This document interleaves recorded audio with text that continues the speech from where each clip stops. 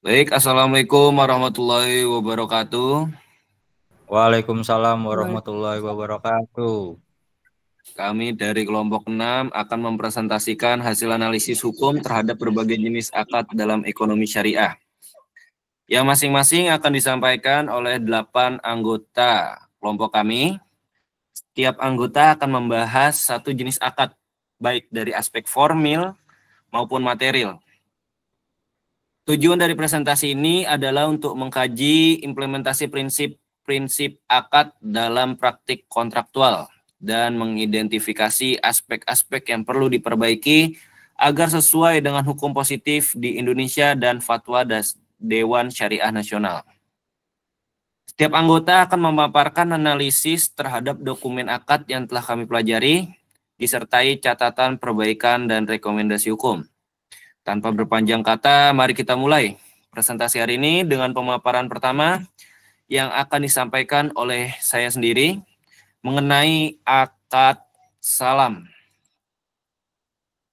Izin share screen.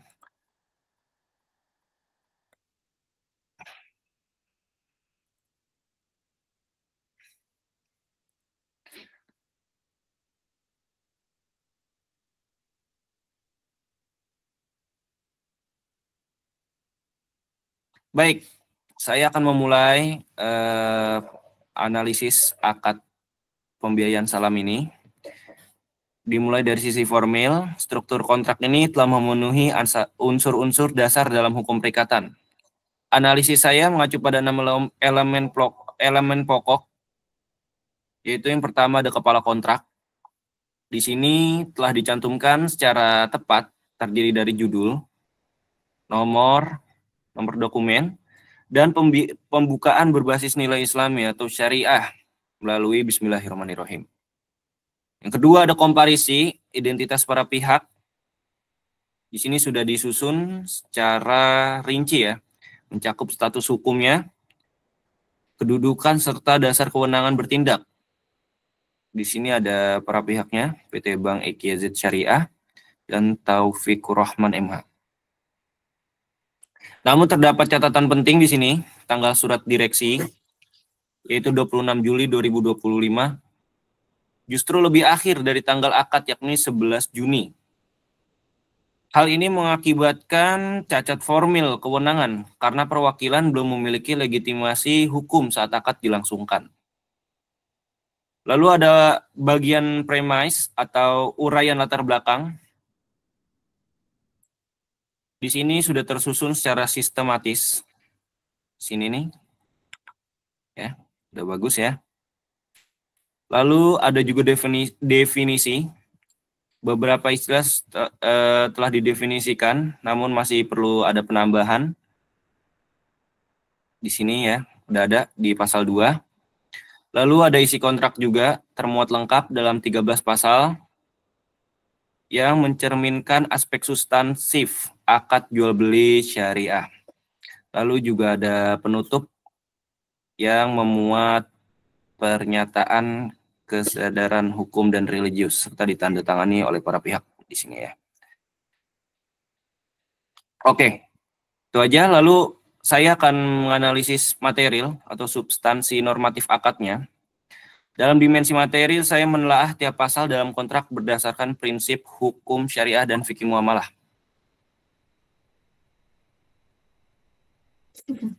Pasal 1 yaitu sudah sesuai merujuk pada fatwa DSN MUI nomor 5 sebagai dasar sah akad bayi salam. Lalu ada definisi juga di sini. Di definisi ini juga ada perlu penyempurnaan dengan menambahkan definisi istilah force majeure ya, dan Dewan Pengawas Syariah agar kontrak memiliki presisi normatif dan menghindari interpretasi sepihak. Lalu ada pasal ketiga juga, inilah bagian yang paling krusial dan problematik menurut saya. Di sini disebutkan bahwa pembayaran dilakukan melalui angsuran 5 bulan. Padahal akad salam secara prinsip menuntut pembayaran dilakukan secara tunai dan lunas di majelis akad. Artinya, jika pembayaran bersifat cicilan, akad ini gugur sebagai akad salam. Dan secara konsep, lebih tepat dikualifikasikan sebagai akad istisna, bukan bai salam. Lalu ada pasal 4 juga. Di sini telah diatur, namun sebaiknya dicantumkan secara lebih determinatif, minimal melalui estimasi tanggal atau jangka waktu yang tegas. Di sini soalnya ada klausul diinformasikan selanjutnya gitu ya guys ya, yang jadi masalah. Lalu ada pasal 5, kewajiban pihak penjual. Menurut saya sudah cukup komprehensif, tetapi penggunaan kalimat seperti mengerjakan pesanan kafling sini lebih merepresentasikan konsep akad pesan bangun itu. Kayak istisna daripada akad salam yang menekankan objek yang ditentukan spesifik di awal gitu. Lalu ada pasal 6, kewajiban pihak pembeli. Menurut saya juga telah cukup jelas dan seimbang dari sisi tanggung jawab hukum. Lalu ada pasal 7 atau takwid atau pembahasan kompensasi atau denda. Analisis saya di sini itu denda hanya sah secara syar'i apabila didasarkan atas kerugian nyata atau actual loss. Dan tidak boleh menjadi penalti tetap. Jadi kayak ini sudah dinilainya ditentukan di awal gitu. Jadi masuknya bisa goror gitu atau riba. Padahal prinsip larangan goror dan riba harus menjadi rambu dalam menetapkan kompensasi semacam ini gitu. Lalu ada pasal 8, hak hiar dan pembatalan pembelian. Menurut saya klausul ini sudah cukup lengkap, namun tetap terdapat problem, yaitu lagi-lagi di penetapan potongan dana dalam pembatalan bersifat sepihak dan berpotensi eksploitatif. Di sini teman-teman nih, di ayat yang F. Dalam sistem syariah, padahal kompensasi hanya sah apabila berbasis kerugian aktual, bukan kalkulasi administratif di awal, gitu guys. Lalu ada pasal 9 juga, berlakunya perjanjian. Menurut saya ini sudah baik dan tidak menimbulkan masalah normatif. Lalu ada pasal 10, yaitu kejadian kahar atau force majeure. Menurut saya ini sudah lengkap sebenarnya. Ini tetapi di pasal di ayat satunya ini harusnya masuknya ke definisi lebih baiknya gitu. Lalu ada juga penegasan berupa contoh konkret seperti pandemi, harusnya ya, yang seharusnya harusnya ditambahin lagi gitu. Kayak pandemi, contoh kaharnya atau force majeure-nya tuh gimana gitu. Pandemi, gempa bumi atau kebakaran agar pelaksanaan kontrak ini menjadi operasional dan tidak bias gitu. Lalu ada pasal 11 terkait prosedur legal. Menurut saya ini sudah disusun dengan sangat rinci yang memuat AJB, SHM, PBB serta alur serah terima legalitas ya. Lalu ada sekarang lanjut ke pasal 12 terkait penyelesaian masalah atau penyelesaian sengketa. Menurut saya dalam pasal 12 ini termasuk banyak salahnya ya guys ya. Ini terlalu panjang dan mencantumkan terlalu banyak forum seperti DPS, BPSK hingga pengadilan. Yang kebanyakan ini bikin potensi yang menimbulkan tumpang tindih kewenangan.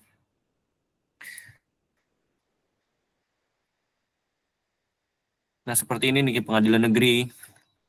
Jadi akad ini kan akad syariah, harusnya diselesaikan sesuai kewenangannya. Seperti pengadilan agama ataupun di LAPS yang berbasis syariah gitu. Saya menyarankan ada kalimat baru, yaitu apabila terjadi sengketa, para pihak sepakat menyelesaikannya terlebih dahulu melalui musyawarah secara syariah. Jika tidak tercapai, maka diselesaikan melalui pengadilan agama. Jadi pilih salah satu aja ya guys ya, biar nggak tumbang tindih kewenangan gitu. Lalu juga ada pasal 13.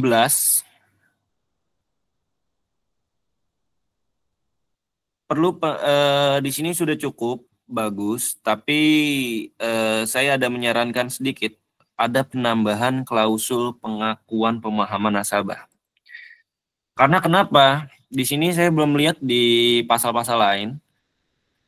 Jadi klausul ini bisa ditambahkan di pasal 13 ataupun dibuat klausul baru. Jadi klausul pengakuan pemahaman nasabah ini untuk menjamin bahwa pihak pembeli memahami konsekuensi hukum akad yang ditandatanganinya. Jadi kayak ini penting banget sebagai strategi mitigasi resiko lah guys ya. Dan pembuktian niat baik juga. Jadi agar tidak sengketa juga di kemudian hari karena alasan tidak memahami isi akad ini gitu.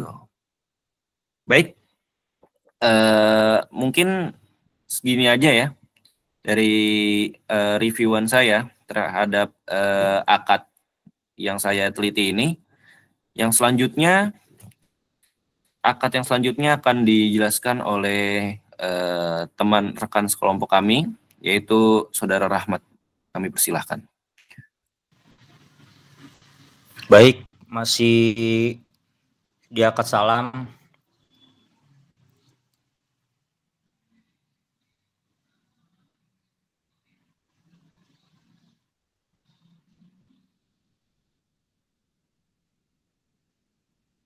Jadi judul akadnya dulu ya guys.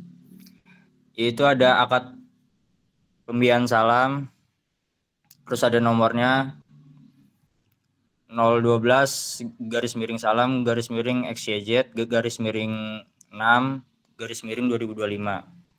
Dan ada tanggalnya juga di tanggal 11 Juni 2025. Ada juga para pihaknya, itu ada PT Bank XYZ Syariah atau pembeli,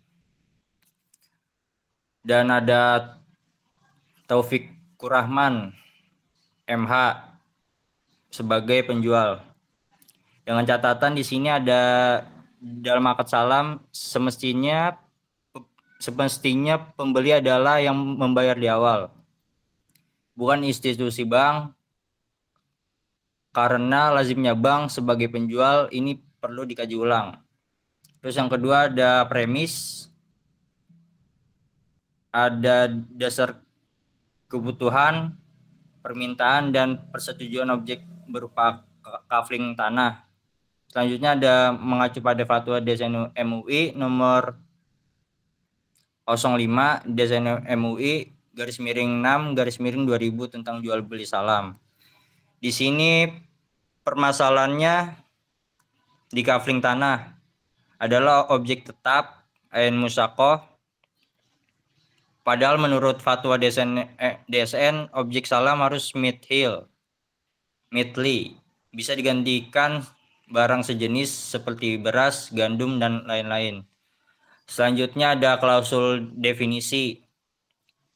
Ada di pasal 1 dan 2 menjelaskan pengertian bayi salam, mengacu pada prinsip-prinsip syariah dan peraturan perundang-undangan.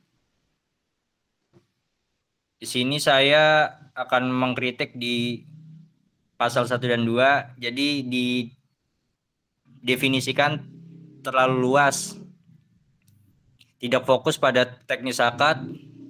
Istilah hari kerja itu tuh digunakan padahal tidak diperlukan secara syariah. Terus selanjutnya ada klausul objek, akad, dan harga, itu ada di pasal 3.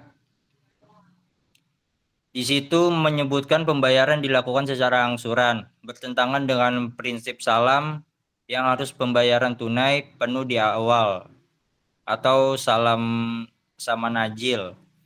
Di sini saya mengkritik. Jadi pembayaran angsuran itu sama dengan akad salam. Jadi akad salam ini lebih cocok disebut akad istisna. Dan solusinya itu adalah ubah metode pembayaran ke tunai, atau ubah akad menjadi istisna, mukayat bitaksid, atau pesanan dengan cicilan. Selanjutnya ada klausul hak dan kewajiban. Ada di pasal 5 dan 6. Jadi di situ ada dua. Yang pertama hak menerima kafling sesuai spesifikasi, legalitas dan mengajukan khiar jika cacat. Dan ada kewajibannya membayar angsuran dan mematuhi ketentuan akad. Di sini saya ada permasalahan juga di pasal 5 dan 6. Jadi saya ada dua permasalahannya. Jadi jika kewajiban administratif seperti AJB menandakan barang sudah ada, itu tuh tidak sesuai akad salam. Dan pembayaran tidak disebutkan dilakukan lunas di awal. Selanjutnya ada klausul pelaksanaan dan sanksi ada di pasal 478. Jadi penyerahan kafling setelah AJB, pengenaan takwid atau kompensasi dirupiahkan 1 juta jika pembeli wan prestasi. Di sini ada permasalahan juga. Jadi itu dalam akad salam itu penjual yang wajib menyerahkan barang. Jika gagal, penjual yang kena wan prestasi bukan pembeli. Jadi klausul denda itu ke pembeli perlu penyesuaian. Ada klausul tambahan di pasal 7 dan 8. Jadi ada pengalihan hak itu tuh harus atas izin tertulis, dan penyimpangan syariah diselesaikan melalui musyawarah dan bimbingan DPS. Ada permasalahan juga di situ. Jadi itu ada penyesuaian syariah harus sejak awal, bukan menunggu ada pelanggaran. Selanjutnya ada pasal 12, penandatanganan antara pihak bank dan nasabah. Di situ ada permasalahan juga, jadi tidak menyebut lembaga penyelesaian sengketa syariah seperti Basarnas atau arbitrase syariah. Dan juga harus ada klausul musyawarah, tahkim, arbitrase syariah dan merujuk ke fatwa DSN MUI. Di sini juga ada pasal-pasal yang menyimpang juga nih, dari pasal 1 sampai 12. Dan di sini saya tidak mencantumkan pasal 13 karena lupa, guys. Jadi di pasal 1 itu ada objek kafling. Jadi di penyimpangan pasal 1 itu ada objek kafling tidak sah menurut fatwa, dan solusi yang disarankan itu ada ubah akad jadi istisna atau ubah objek. Di pasal 2 itu ada definisi tidak presisi. Solusinya itu diperjelas istilah teknis saja. Yang ketiga ada objek kafling atau ain musakoh. Solusinya itu ada objek harus mitli. Yang keempat ada serah terima setelah JB atau barang sudah ada. Solusinya itu jadwal harus jelas sejak awal, tidak tergantung AJB. Terus ada pasal 5 dan 6. Di sini ada fokus pada legalitas atau bukan barang pesanan. Jadi solusinya itu fokus pada penyerahan barang fisik. Yang di pasal 7 ada denda untuk pembeli padahal dia sudah bayar. Solusinya penjual yang bertanggung jawab dalam salam. Yang ke-8 ada khiar dibatasi ada potongan dan tidak adil. Solusinya penjual tak boleh menolak khiar jika lalai. Selanjutnya ada pasal prosedur administratif barang yang sudah ada. Solusinya serah terima harus fisik bukan legalitas. Terus ada di pasal 12. Di situ tidak disebut arbitrase syariah. Jadi solusinya itu ditambahkan jalur penyelesaian sengketa syariah. Jadi kesimpulannya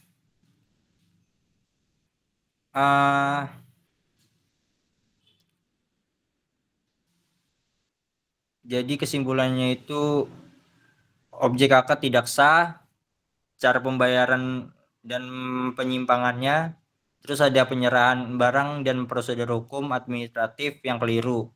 Sehingga akad ini lebih cocok diklasifikasikan sebagai akad istisna atau bahkan mudorobah bukan salam.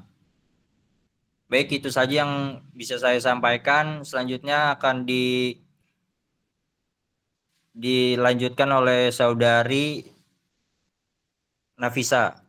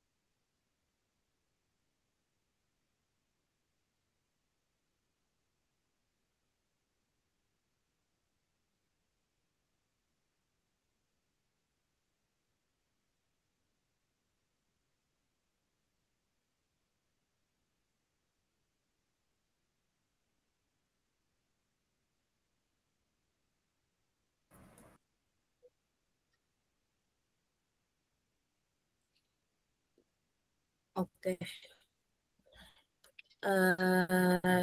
Di sini sebelumnya suara sudah terdengar belum? Teman-teman yang lain? Sudah. Sudah.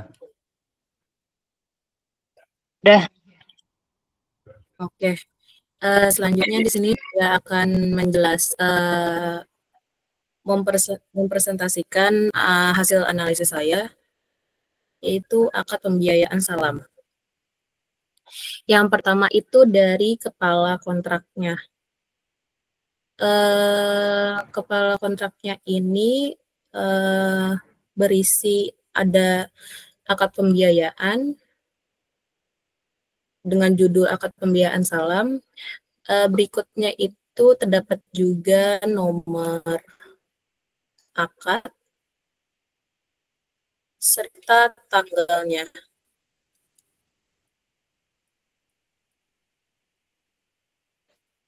Berikutnya itu ada komparisi. Komparasi ini berisi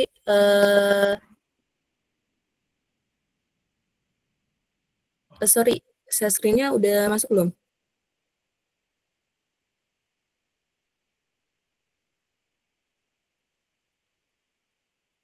Belum. Oke, bentar ya. Nyoba share screen lagi.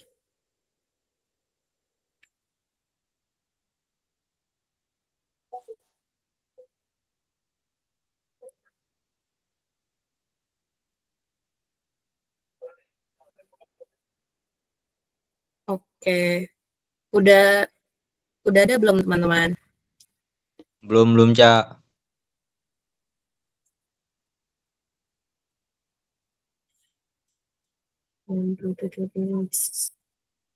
Belum ada ya.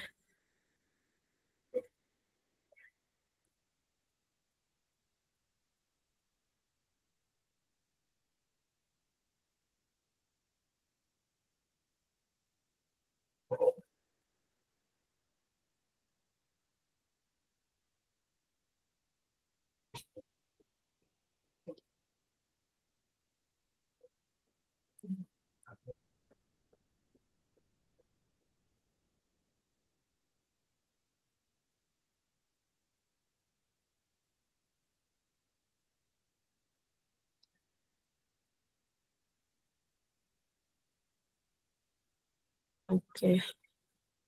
Thank you, Diva. Dari ulang aja kali ya. Berikutnya ini saya akan mempresentasikan hasil analisis akad saya, yaitu akad pembiayaan salam. Nah, yang pertama ini saya akan menganalisis unsur formilnya. Unsur formilnya yaitu yang pertama ada kepala kontrak. Di sini sudah terlihat ada judul akad yaitu akad pembiayaan salam. Dan serta di sini juga sudah mencantumkan nomor akad. Dan berikutnya itu sudah ada 11 tanggal akad yaitu 11 Juni tahun 2015. Berarti sudah clear ya kepala kontraknya. Yang berikutnya itu ada komparisi. Komparasi ini berisi tentang penjual, yaitu PT Bank XYZ, Syariah diwakili oleh Monika SPI, dan pembelinya yaitu di situ sudah ada Taufikur Rahman, disebutkan dengan jelas termasuk alamat, nomor induk, kependudukan, dan dasar hukum wewenang penjualnya. Namun pada tanggal surat kuasa direksi yang digunakan Monika di atas itu yaitu tertanggal 26 Juli 2025. Ini termasuk cacat hukum karena seseorang tidak dapat bertindak dengan kuasa hukumnya dengan kuasa yang belum terbit harus diperbaiki dengan menggunakan surat kuasa yang tanggalnya mendahului akad. Berikutnya itu ada premis. Premis ini dia juga udah ada, yaitu berisi pertimbangan-pertimbangan awal, termasuk adanya kebutuhan pembeli atas kafing dan persetujuan penjual untuk memenuhinya. Yang keempat itu ada definisi. Nah, definisi ini mendefinisikan beberapa istilah kunci seperti ba'i salam, syariah, masa, hari kerja. Itu juga ada ya di dalam akadnya. Yang berikutnya itu ada isi kontrak. Nah, isi kontrak ini itu yang terdiri dari 3 pasal. Mulai dari dasar hukum, objek akad, cara pembayaran, kewajiban para pihak, penyelesaian sengketa, hingga penutup. Dan terakhir itu penutup.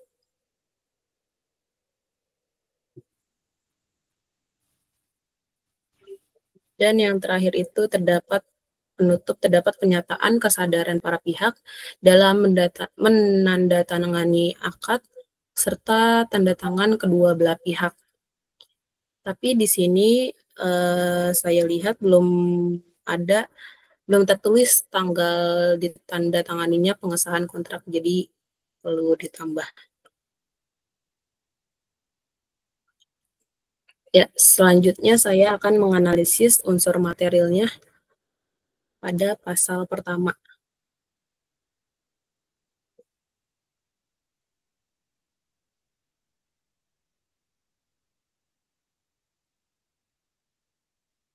Oke, pada pasal pertama ini menurut saya harusnya pasal ini berisi tentang definisi.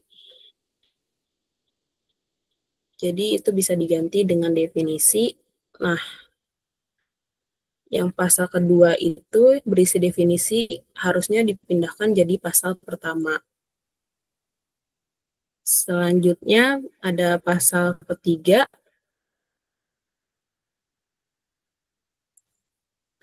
Pasal ketiga itu menyebutkan objek jual beli berupa kafling tanah pada proyek Bumi Samawa Residen seharga 80 juta diskon 20% hingga harga real 64 juta. Pembayaran dilakukan dengan angsuran selama 5 bulan. Nah, ini menurut saya ada cacat prinsip syariah. Karena dalam akad salam itu pembayaran harus tunai penuh di awal akad. Pembayaran secara angsuran menyebabkan akad ini menjadi tidak sah sebagai salam dan sebaiknya dikualifikasikan sebagai akad istisna. Berikutnya itu pada pasal 4.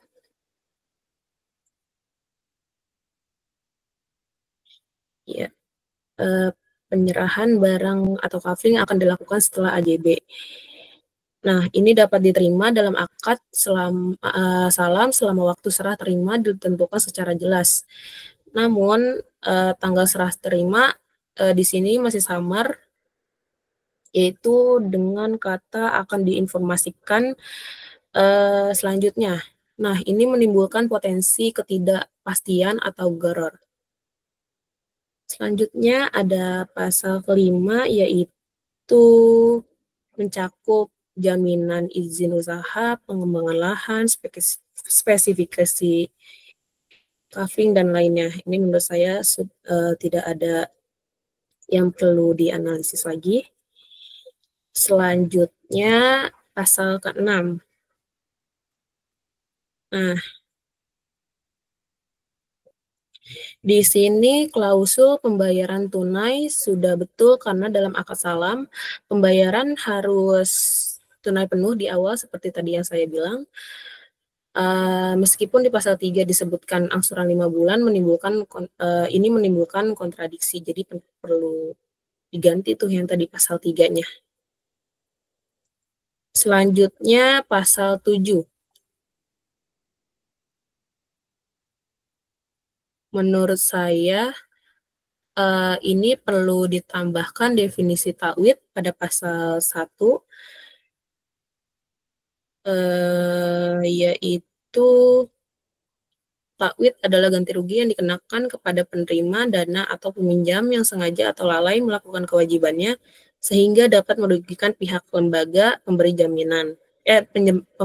pinjaman.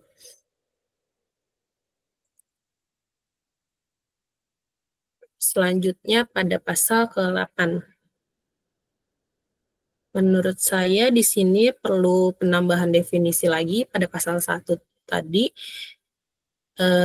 seperti force majeure dan hiar, agar di sini memperjelas pemahaman terhadap keseluruhan isi akad. Selanjutnya, pasal 9 itu tidak ada yang salah menurut saya. Selanjutnya, pasal 10.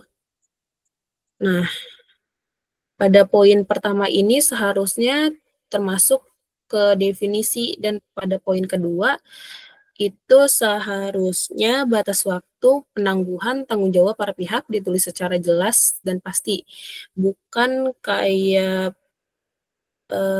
kata-kata di situ pada waktu tertentu. Karena ini bisa menimbulkan ketidakpastian hukum. Selanjutnya pada pasal 11 ini tidak ada yang perlu dianalisis. Sudah benar menurut saya. Pada pasal 12 ya. Pada pasal 12 ini menurut saya urutan penyelesaian itu sudah jelas, namun tetapi menyebutkan pengadilan negeri dan agama secara bersamaan. Nah, ini menciptakan ambiguitas forum, maka bisa ditentukan satu forum utama, misalnya pengadilan agama, kecuali jika hukum syariat tidak berlaku, maka ke pengadilan negeri. Selanjutnya yang terakhir itu ada pasal 13. Di sini cukup baik, namun tidak ada klausul pengakuan pemahaman nasabah pada pasal 13 maupun di bagian lain dalam draft.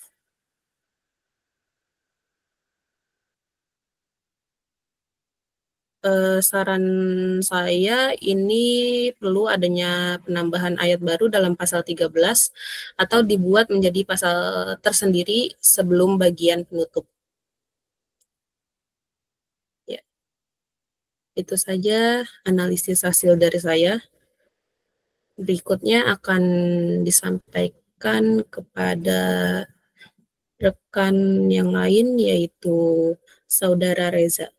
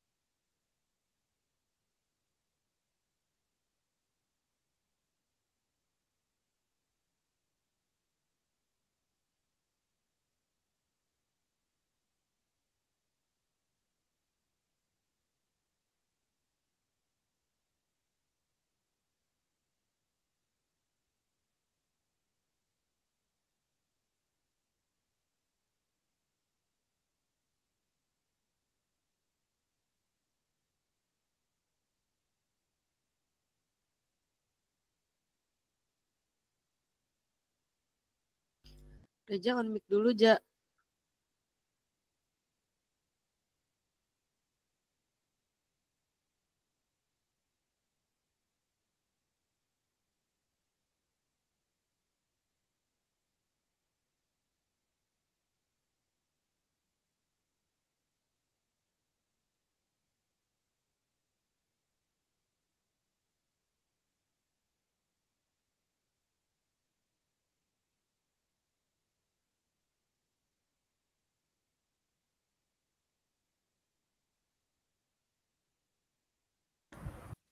Reza, suaranya masih belum ada.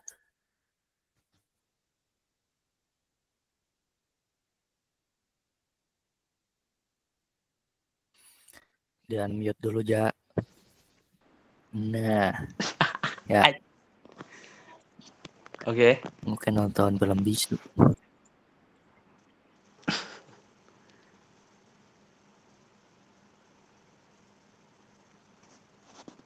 Di-share screen-in aja mau nggak? Enggak. Udah, suaranya ada nggak? Ada. Dah. Ada Bang. Oke, pertama ini akad pembiayaan mudharabah secara struktur dan format kontrak. Pertama kita lihat struktur kontraknya itu terdiri dari halaman pembuka, isi perjanjian, itu memuat tujuan, nisbah, hak, kewajiban, larangan, penyelesaian sengketa, terus ada penutup juga di terakhir.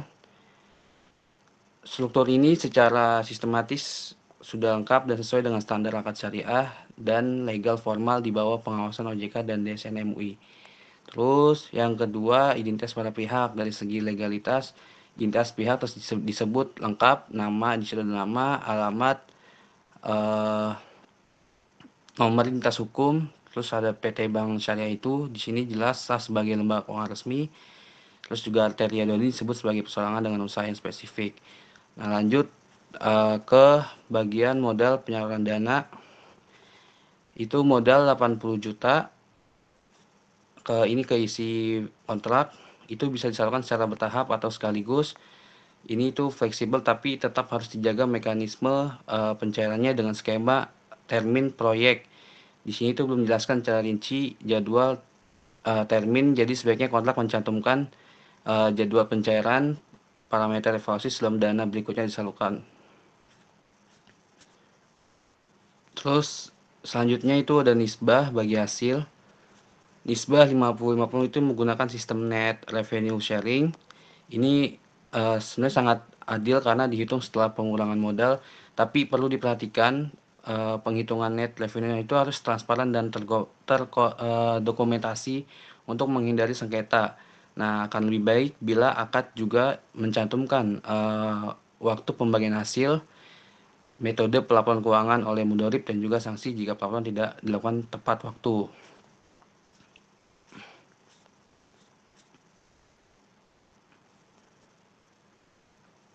Terus ada jaminan dokumen tambahan di situ.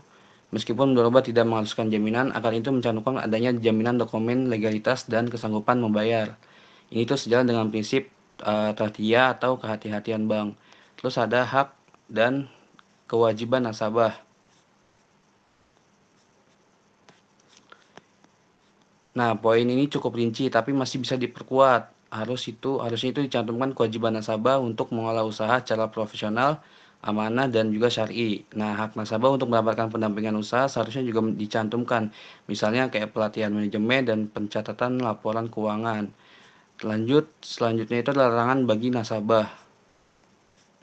Nah, larangan menjual saham, merger atau ubah manajemen tanpa izin bank itu sebenarnya langkah preventif. Namun sebaiknya disebut juga dalam kontrak itu apa sanksinya jika larangan itu dilanggar. Apakah kontrak akan dibatalkan sepihak atau renegosiasi, dan juga memperjelas sanksi kontrak jauh lebih kuat secara hukum dan syariah. Terus ada cila janji. Force majeure disebut sebagai kejadian luar biasa seperti bencana, kerusuhan, dan sebagainya gitu. Nah, poinnya itu bagus di sini karena harus ada bukti resmi dan juga pelaporan dalam waktu 14 hari. Nah, saran penguatan itu adalah tambahkan klausul penyelesaian akad jika force majeure ini berlangsung lama, misalnya lebih dari 3 bulan.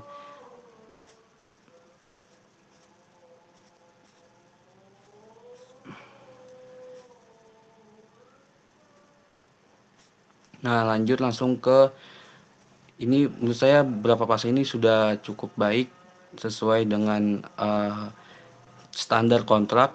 Yang terakhir ada penutup dan secara legalitas. Bagian ini tuh menyebut seluruh lampiran dan adendum sebagai bagian sah dari akad ini. Ini penting karena memberi kekuatan hukum bagi dokumen pendukung dan juga memastikan tidak ada manipulasi atau penyalahgunaan lampiran. Dan juga sebaiknya dicantumkan di pengesahan notaris atau saksi dari lembaga resmi syariah gitu. Mungkin dari saya cukup, selanjutnya akan dilanjutkan oleh teman saya.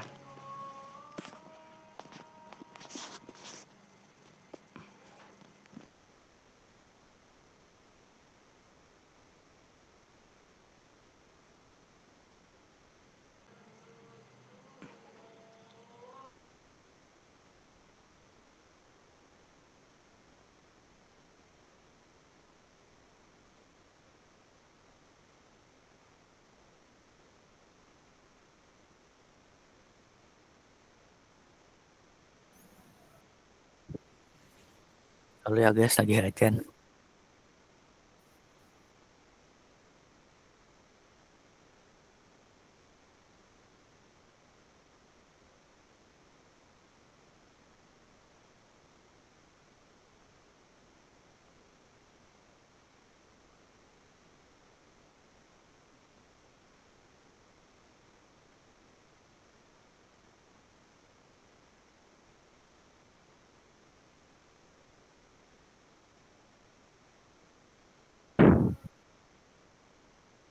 Oke, baik.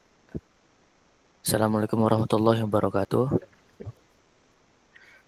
Saya Rehan Al-Fadila dengan NIM akhir 069 yang akan memaparkan hasil analisis terhadap akad pembiayaan musyarakah yang mana dilakukan antara PT Bank XYZ Syariah dengan nasabah Wowiki berdasarkan dokumen kontrak bernomor 014 musyarakah XYZ 6 2025. Oke, baik. Yang pertama mengenai struktur formal dan administratif akad. Yang pertama, identitas dan legalitas. Pada bagian ini terdapat identitas lengkap para pihak, yaitu bank dan nasabah, dan juga disebutkan nomor kontrak, hari dan tanggal akad, serta bentuk kesepakatan ijab kabul tertulis. Namun, pada bagian ini tidak dicantumkan identitas lengkap notaris dan saksi-saksi dalam akad, dan tidak terdapat uraian pembacaan akad secara lisan sebelum penandatanganan. Baiknya pada bagian ini ditambahkan nama, jabatan, dan tempat kedudukan notaris sebagai pihak autentikasi akad. Lalu sertakan juga identitas saksi, pengenal, dan saksi akad. Dan cantumkan pernyataan pembacaan akad untuk menegaskan akad itu dibuat atas dasar sadar dan ridho. Dan pada unsur-unsur syariah dan substansi isi akad sudah memenuhi rukun musyarakah, yaitu dua pihak menyertakan modal, ada usaha yang dijalankan bersama, dan pembagian hasil berdasarkan nisbah. Namun, kesalahannya tidak ada dasar hukum syariah, yaitu Al-Quran, hadis atau fatwa DSN, itu tidak dicantumkan secara eksplisit. Sarannya bisa ditambahkan kutipan fatwa DSN MUI nomor 8 tahun 2000, serta dasar ayat atau hadis sebagai hukum syariah. Yang selanjutnya pada pasal 3 ya, mengenai modal dan penggunaan serta objek akad.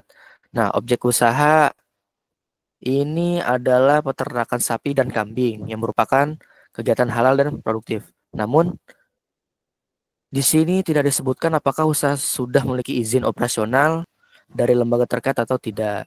Nah, sarannya bisa ditambahkan dokumen pendukung seperti SUP atau surat izin usaha perdagangan atau izin dari dinas peternakan sebagai lampiran.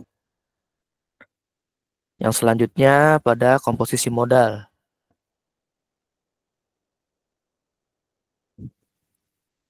Ya, pada komposisi modal yang mana disebutkan modal bank itu 100 juta atau 30%, dan nasabah 80 juta 70%. Proporsional ini ya sudah proporsional dan transparan, tapi tidak dicantumkan bentuk pencairan modal, itu tunai, transfer atau berbentuk barang. Dan juga tidak disebutkan jangka waktu penyerapan modal oleh nasabah. Jadi baiknya ditambahkan juga klausul bentuk realisasi modal serta jadwal penggunaan secara bertahap. Lalu, yang mana ini memperjelaskan alur alokasi dana dan meminimalisasi sengketa. Dan yang selanjutnya ada pembagian keuntungan atau nisbah. Nah, pada bagian ini nisbah 65% kepada nasabah, 30% bank, dan 5% administrasi. Sudah disepakati di awal. Namun, kesalahannya porsi administrasi 5% dari keuntungan itu belum dijelaskan apakah digunakan untuk biaya real atau tambahan margin. Sarannya bisa ditegaskan bahwa porsi administrasi bukan bagian dari keuntungan bank, melainkan biaya operasional sesuai prinsip transparansi dalam syariah. Dan yang selanjutnya ada hak dan kewajiban, yaitu pada pasal 2 dan pasal 7 nih. Nah, di sini sudah sesuai yang mana hak dan kewajiban diatur dengan rinci. Yang mana nasabah ditunjuk sebagai pengelola, wajib membuat laporan keuangan dan membagi hasil bulanan.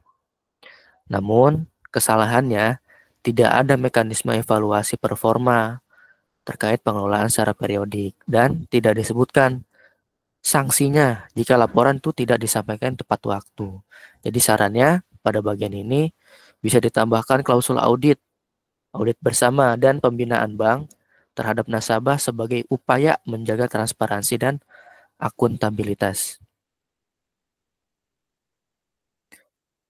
Dan selanjutnya pada bagian pengamanan dan resiko. Mana ya?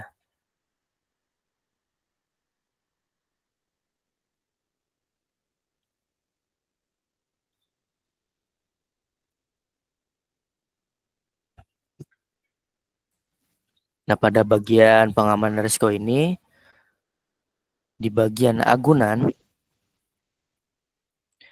nah agunan ini dibolehkan menurut Fatwa DSN nomor 40 tahun 2003 untuk menjaga kelancaran pengembalian. Kesalahannya di sini, penilaian nilai agunan dilakukan sepihak oleh bank. Tidak ada standar atau appraisal profesional. Jadi sarannya bisa dilibatkan pihak ketiga atau penilai agunan independen. Dan juga buat jadwal evaluasi ulang nilai agunan. Dan selanjutnya pada pasal 9 terkait dengan denda. Di sini sudah sesuai, denda hanya dikenakan jika nasabah lalai dengan niat buruk. Namun ada yang tidak tepat sini, yaitu terkait tidak disebutkan bahwa denda itu harus diarahkan untuk dana sosial, bukan masuk sebagai pendapatan bank. Jadi sarannya bisa ditambahkan ketentuan tambahan bahwa seluruh denda disalurkan ke dana sosial sesuai dengan Fatwa DSN nomor 43 tahun 2004. Selanjutnya pada klausul cedera janji pada pasal 17.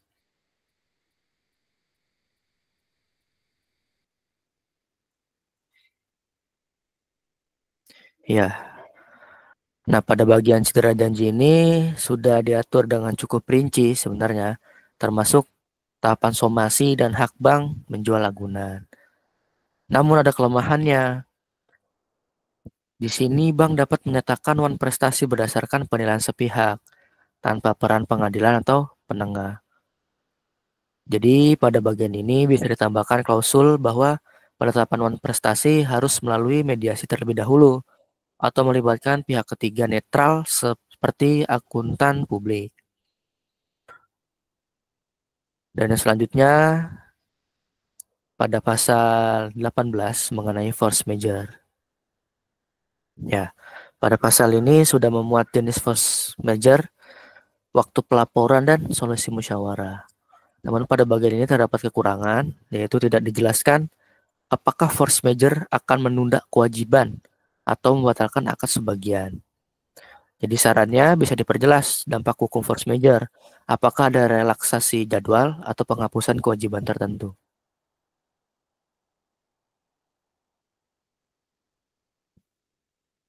Dan selanjutnya mengenai perlindungan konsumen.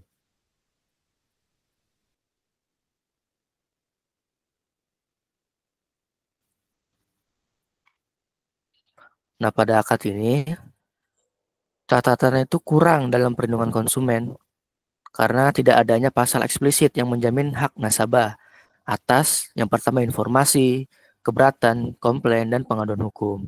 Yang kedua, akses bank ke tempat usaha nasabah tanpa kontrol jelas itu berpotensi melanggar privasi. Dan yang ketiga, larangan nasabah mengakses pembiayaan lain yang terkait pada pasal 14.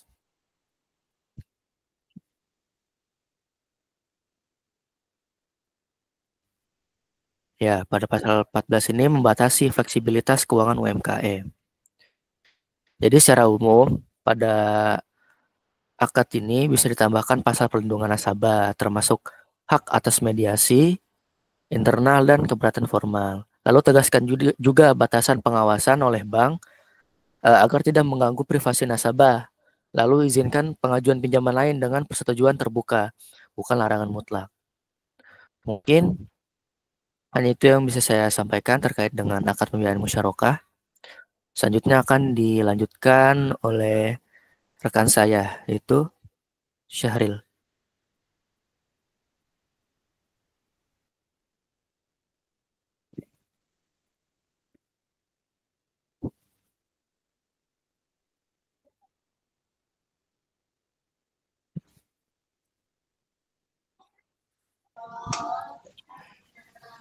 Bentar, saya skin dulu ya.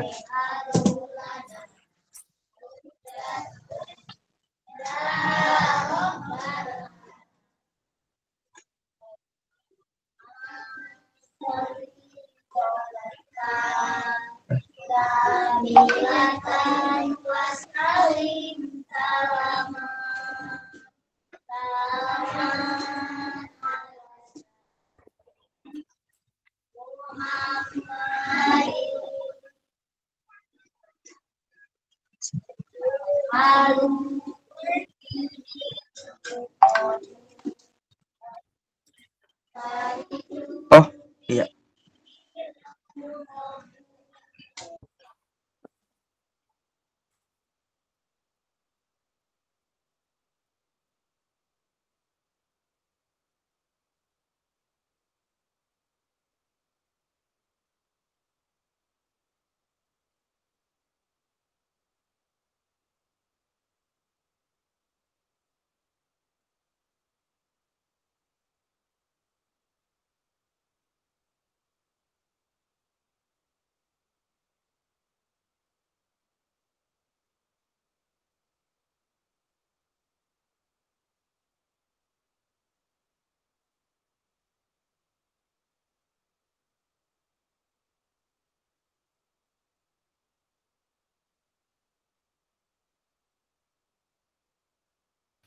Oke, jadi diganti jadi saya dulu ya.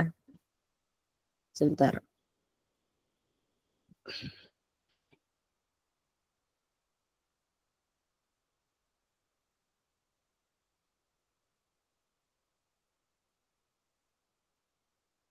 Oke.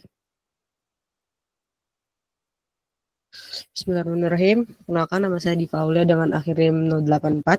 Di sini saya akan menjelaskan tentang analisis akad pembiayaan ijaroh.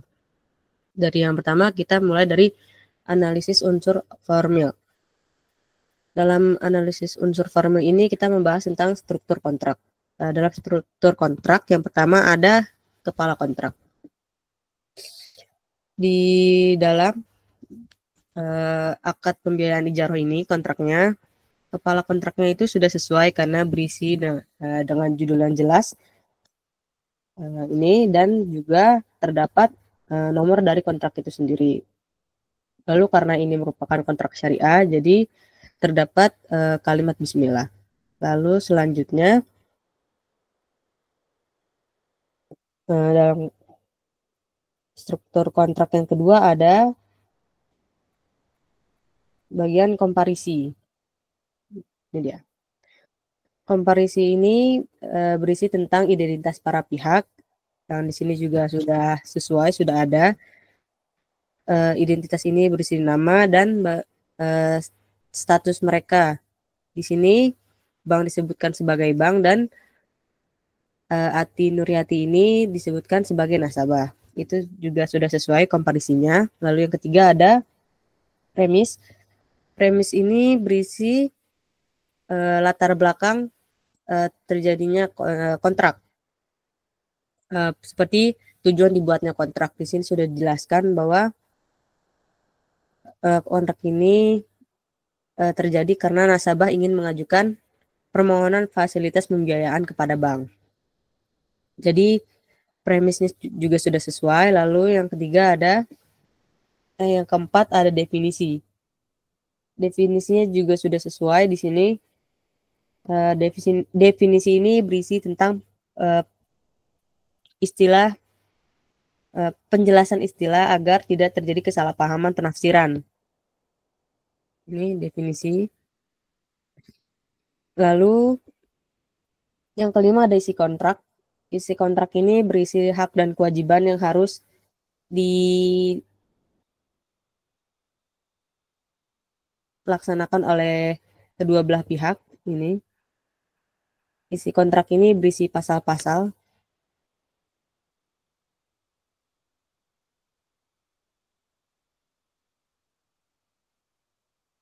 sampai penutup. Ini juga. Bukan sampai sini. Ini jadi ini semua isi dari kontrak yang mana juga sudah sesuai dengan struktur kontrak. Lalu yang terakhir ada penutup. Penutupnya juga sudah sesuai. Di penutup kontrak ini berisi tentang bukan identitas, tanda tangan dari para pihak dan juga pada penutup ini dijelaskan bahwa para pihak sudah membaca dan memahami dengan jelas isi dari kontrak ini. Oke. Sekarang kita masuk ke analisis materialnya dari pasal 1. Pasal 1 ini berisi tentang definisi. Sebenarnya sudah sesuai, tapi alangkah baiknya dalam definisi ini disebutkan dulu dari arti ijaroh itu, definisi dari ijaroh itu sendiri. Lalu bisa pengertian dari akad. Jadi susunannya ada akad, lalu ijaroh, baru masuk ke ijaroh multijasa, objek akad, dan imbalan jasa untuk definisinya. Lalu ke pasal 2, yaitu pokok akad. Pokok akad ini yang pasal 2 juga sebenarnya sudah sesuai, tetapi di sini terdapat margin. Nah, yang mana margin itu sebenarnya kalau dalam syariah dia tidak ada dalam ijarah. Jadi lebih baik si margin ini tuh dihilangkan.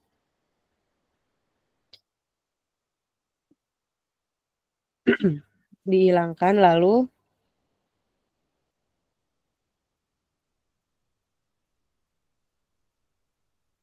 ada juga di bagian di biaya administrasi. Biaya administrasi ini juga lebih baik digabungkan ke dalam si jasa atau ujroh ini. Jadi marginnya dihapus, lalu si 500.000 biaya administrasi ini dimasukkan ke dalam jasa atau ujroh. Lalu kita ke pasal 3. Pasal 3 ini sudah sesuai, jadi kita bisa lanjut lagi ke pasal 4. Nah, catatan untuk pasal 4 ini tentang agunan. Klausul agunan ini perlu dijelaskan mekanisme penilaian nilai agunan dan prosedur permintaan penambahan atau penggantian agunan agar tidak memberatkan nasabah secara sepihak. Hak keberatan atau negosiasi nasabah perlu dicantumkan untuk menjaga prinsip keadilan dan keseimbangan dalam akad. Itu revisinya. Lalu ada pasal 5 tentang cedera janji. Dalam pasal 5 ini sebaiknya juga menambahkan ketentuan pemberitahuan tertulis dari bank kepada nasabah sebelum melakukan pencepatan pelunasan.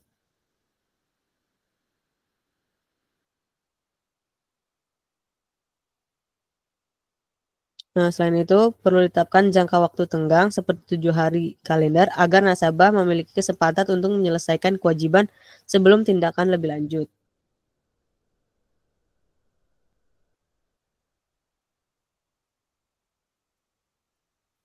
Lalu di pasal 6 juga sama, catatan revisinya.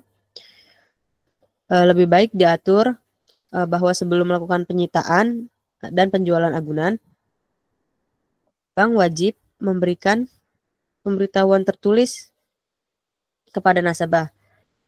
Lalu proses eksekusi harus dilakukan secara transparan dan adil dengan harga jual berdasarkan nilai pasar yang wajar, serta memberikan kesempatan penyelesaian kepada nasabah. Lalu selanjutnya, di pasal 7, ini pasal 7 menurut saya juga sudah sesuai, jadi tidak perlu ada yang tidak perlu ada catatan tambahan atau revisi. Lalu di pasal 8 terdapat sedikit revisi, yaitu perlu ditegaskan konsekuensi jika nasabah melanggar pembatasan tanpa persetujuan tertulis dari bank untuk memberikan kepastian hukum dan mencegah sengketa. Lalu pasal 9 sedikit tambahan, yaitu takwid harus besaran takwid harus proporsional dan tidak memberatkan nasabah. Penggunaan dana takwid untuk dana sosial sudah sesuai, namun perlu dijelaskan mekanisme pengelolaannya agar transparan dan sesuai prinsip syariah. Lalu pasal 10-nya di sini sih sudah sesuai, jadi tidak ada yang perlu direvisi. Lalu kita masuk ke terakhir yang pasal 11 penutup. Itu sudah sesuai juga, tetapi kekurangannya di sini itu dia tidak terdapat saksi, baik itu bukan saksinya itu maksudnya dalam hal pembuatan kontrak ini ya. Jadi lebih baik dituliskan atau diberikan keterangan bahwa kontrak ini ditandatangani di notaris mana gitu misalkan. Jadi cukup sekian analisis kontrak ijaroh dari saya. Materi selanjutnya akan dijelaskan oleh saudara Syahrul. Dipersilakan.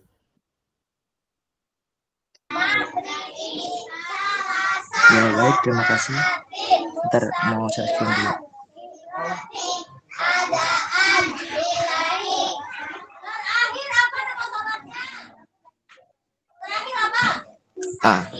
Baik. Di sini saya akan menjelaskan perkenalan dulu, nama saya Sarul Barok. Di sini saya akan menjelaskan analisis kontrak akad pembiayaan murabahah jika dilihat dari dua aspek. Di sini saya akan bagi dua aspek. Pertama jadi bentuk formil, dan kedua ada aspek material. Kemudian, di sini lanjut ke bagian kontrak. Di sini sudah tertera ya judul kontrak, nama akad yaitu akad pembiayaan murabahah, dan sudah jelas juga. Dan kedua itu ada tanggal dan tempat penandatanganan. Di sini juga sudah tertera yaitu ditandatangani pada hari Kamis tanggal 11 bulan April tahun 2025. Yang bagian ini nih. Kemudian selanjutnya itu ada identitas para pihak. Di sini juga disebutkan sudah disebutkan. Jadi sudah ada yaitu PT Bank XYZ,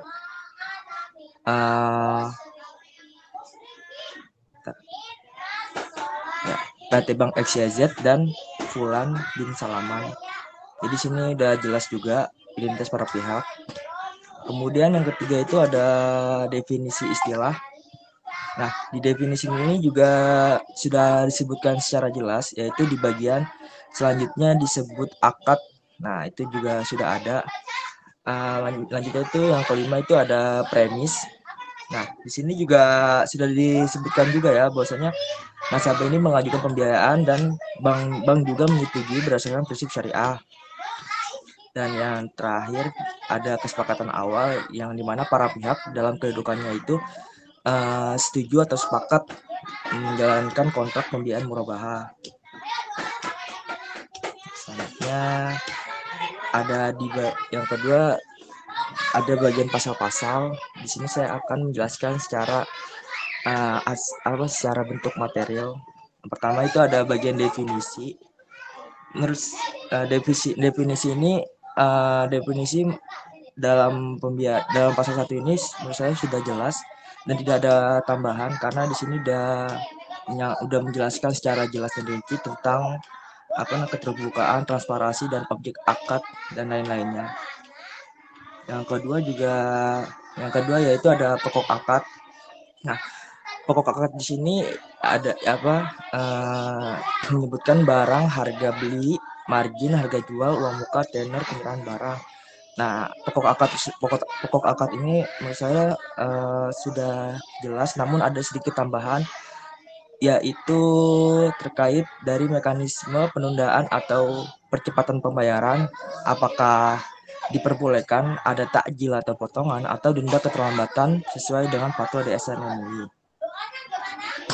Nah, kemudian yang ketiga ini ada pasal pernyataan dan jaminan nasabah. Nah, di sini pasal 3 ini masih bersifat umum tanpa ada rincian atau konsekuensi dari pelanggaran. Nah, usulan tambahan yang saya sarankan yaitu menambahkan daftar kewajiban dan sanksi apabila pernyataan terbukti tidak benar, kayak misal nasabah itu bersedia menanggung kerugian bank atas informasi palsu dan lain sebagainya. Menurut saya yang ditambahkan yaitu. Yang kemudian ada 4 yaitu agunan. Nah, pada pasal ini dijelaskan bahwasanya BPKB diserahkan sebagai jaminan dan bank dapat meminta tambahan jika nilai itu turun. Nah, menurut saya di pasal agunan ini sudah sesuai prinsip syariah dan dan sudah jelas juga tertera peraturan-peraturannya ditulis di pasal itu. Jadi menurut saya pasal 4 agunan itu udah jelas ya. Dan kemudian yang kelima itu ada pasal pemberitahuan. Nah, yang dimana pasal ini isinya itu ada metode komunikasi, surat, kurir, fax, alamat yang telah dicantumkan. Nah, pada pasal ini menurut saya sangat penting untuk menjamin keabsahan dokumen dan pemberitahuan resmi.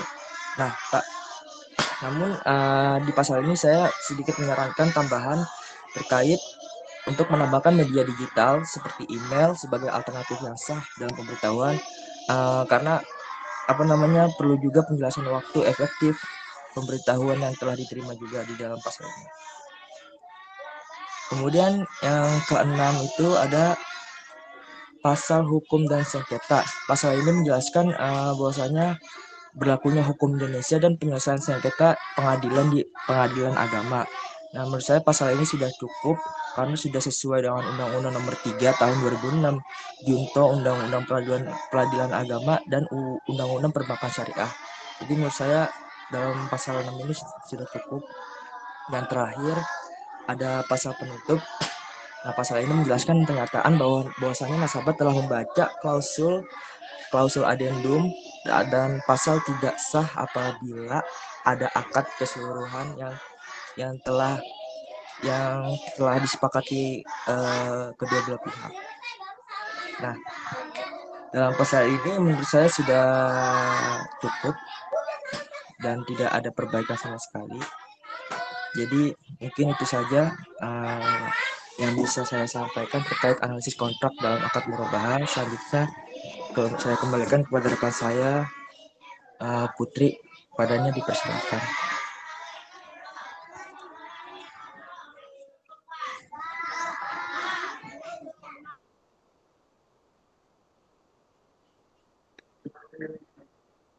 Baik, selanjutnya untuk analisis yang terakhir terkait analisis akad pembiayaan murabahah. Nah, di sini untuk analisis pertama itu tentang analisis formil.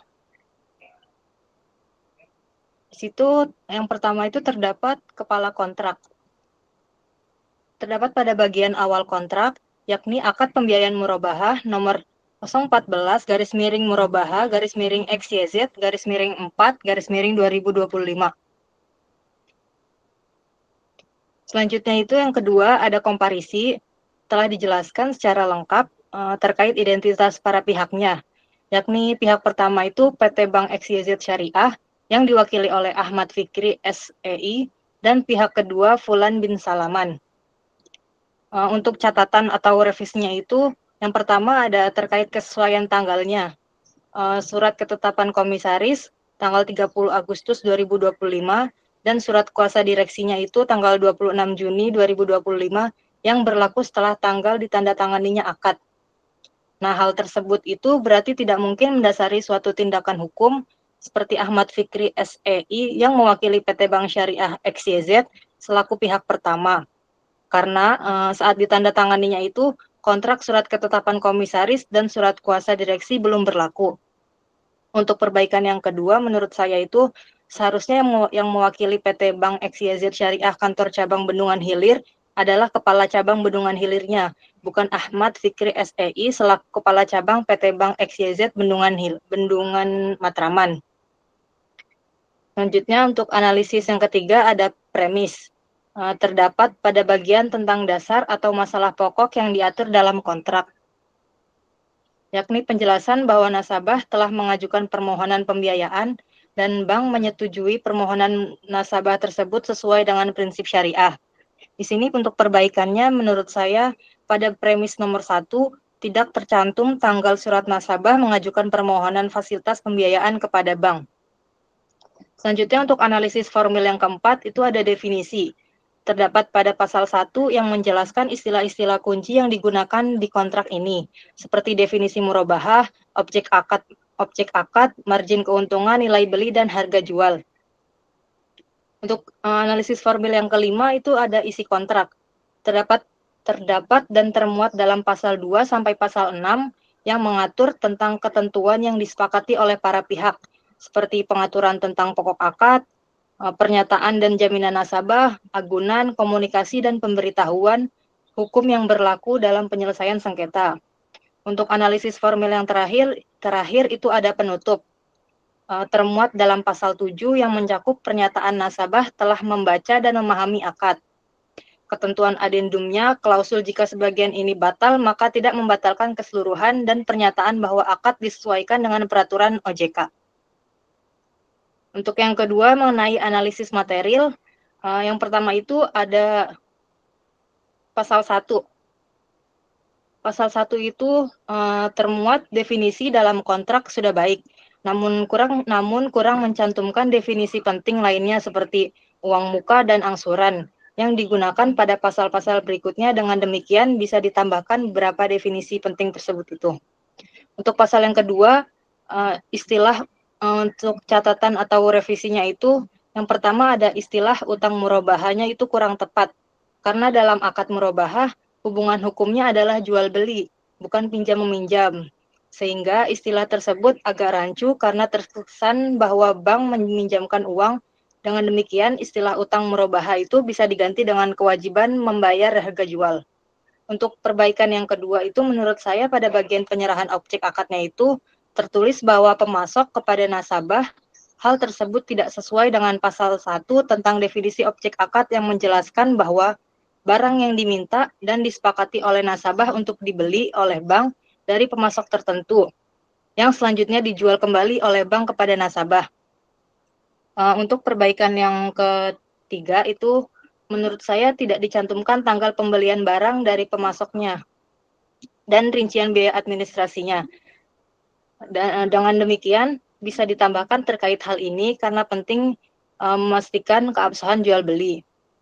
Untuk pasal ketiga, hanya terdapat satu kalimat umum yang tidak sahih dan tidak ada substansinya. Dengan demikian, pasal ini harus ditambah dan peraturan yang mencakup substansi terkait nasabah yang memiliki hukum mampu membayar sesuai dengan jadwal angsuran yang telah disepakati. Untuk pasal yang keempat, menurut saya itu sudah tepat dan sesuai, jadi tidak perlu ada lagi revisi atau tambahan lainnya.